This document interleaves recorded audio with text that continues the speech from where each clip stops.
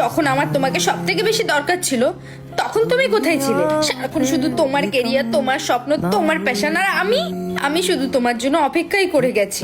Lease, তুমি কি জানো একটা আইডিয়াল কাপল কি হয়? একটা আইডিয়াল কাপলের মধ্যে একজন রিসিভার হয় আর একজন গিভার হয়। আর এখানে একজন 80% ভালোবাসে, একজন 20% ভালোবাসে। একজন ভালোবাসা দিতে পছন্দ করে, আরেকজন ভালোবাসা নিতে পছন্দ করে। আর সম্পর্ক রাখার ইচ্ছা থাকলে অনেকভাবেই রাখা যায়। আর তুমি যদি এই সম্পর্কে থাকতে না চাও, বেরিয়ে যাও না ইয়ার, খুঁজে নাও অন্য কোনো ভালো ছেলেকে।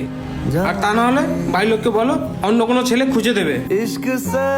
যদি অন্য কাউকে খোঁজার হতো না, তাহলে আমি এভাবে তোমার পেছনে ঘুরতাম না পাগলের মতো।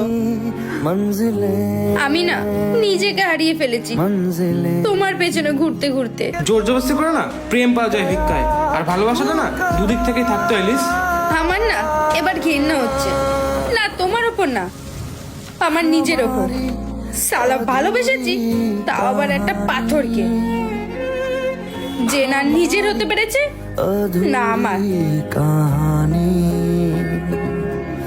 हमारी अधूरी कहानी।